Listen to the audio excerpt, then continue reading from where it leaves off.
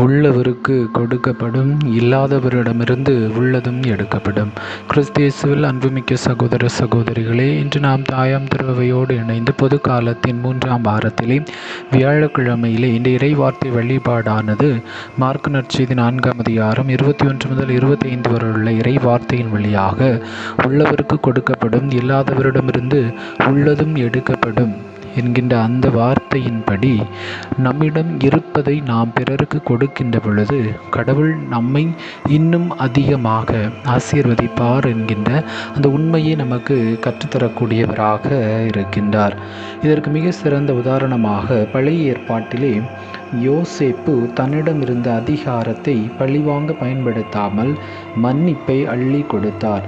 தன்னை அடிமையாக விற்ற சகோதரர்களை முழு மனதுடன் மன்னித்து பஞ்ச காலத்தில் அவர்களுக்கு உணவளித்து பாதுகாத்தார்.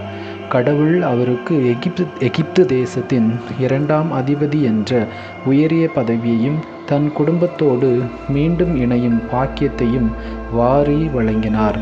அவரிடம் இருந்த அன்பு அவரை இன்னும் பெரிய தலைவராக்கியது. சாலமோன் அரசரான போது தனக்கான பொன்னையோ பொருளையோ கடவுளிடம் கேட்கவில்லை.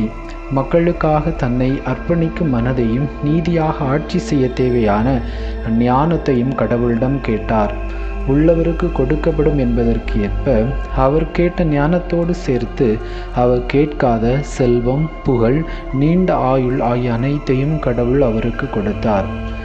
தாவீது அரசர் எப்போதும் கடவுளுக்கு தன்னால் என்ற புகழ்ச்சியை கொடுத்து கொண்டே இருந்தார்.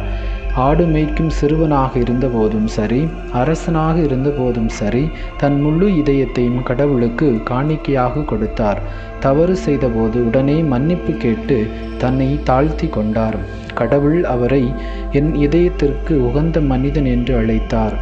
அவரது வம்சத்திலிருந்தே மெஸ்ஸியா, அதாவது இயேசு பிறக்கும் பெரும் பேற்றை அவருக்கு அளித்தார்.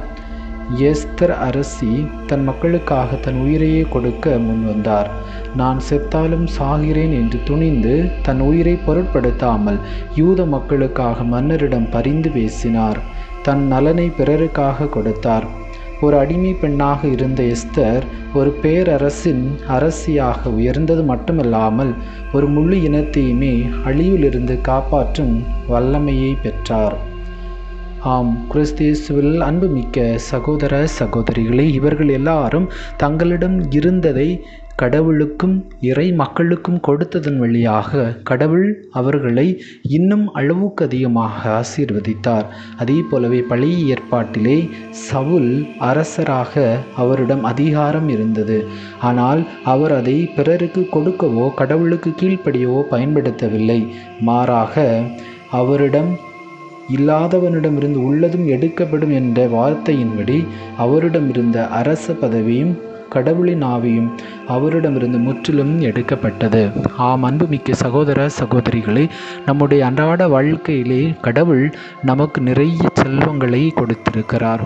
ஒரு சிலருக்கு பொருள் செல்வத்தை கொடுத்திருக்கின்றார், ஒரு சிலருக்கு அறிவு செல்வத்தை கொடுத்திருக்கிறார், ஒரு சிலருக்கு பாடக்கூடிய திறமையை கொடுத்திருக்கிறார், ஒரு சிலருக்கு பேசக்கூடிய திறமையை கொடுத்திருக்கிறார், ஒரு சிலருக்கு நன்றாக விளையாடக்கூடிய திறமையை கொடுத்திருக்கிறார், இன்னும் ஒரு சிலருக்கு நன்றாக படிக்கக்கூடிய திறமையை கொடுத்திருக்கிறார், இன்னும் ஒரு சிலருக்கு நன்றாக காமெடி பண்ணக்கூடிய திறமையை கொடுத்திருக்கிறார், இன்னும் ஒரு சிலருக்கு நல்ல முறையில் பிறருக்கு உதவி செய்யக்கூடிய திறமையை கொடுத்திருக்கிறார். இப்படி கடவுள் ஒவ்வொருவருக்கும் ஒவ்வொரு விதமான திறமையை கொடுத்திருக்கக்கூடிய சூழ்நிலையிலே அதை நம்மோடு மட்டும் சுயநலத்தோடு நாம் வைத்திருக்காமல் பொதுநல பார்வையோடு பிறருக்கு அதை கொடுக்கின்ற பொழுது அது இன்னும் அளவுக்கு அதிகமான வளர்ச்சியை பெறும்.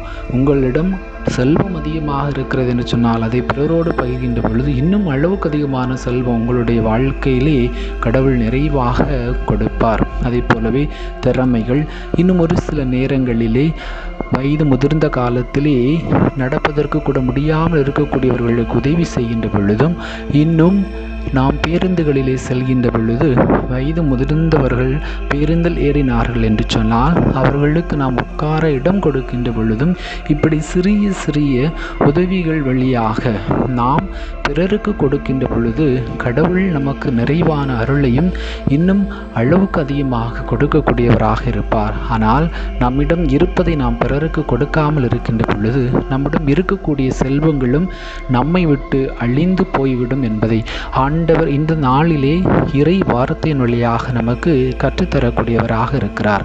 எனவே கிறிஸ்து இயேசுவில் அன்புமிக்க சகோதர சகோதரிகளே, நம்மிடம் இருப்பதை அது எந்த திறமையாக இருந்தாலும் எதுவாக இருந்தாலும் பிறரோடு நாம் பகிர்ந்து கொள்வோம்.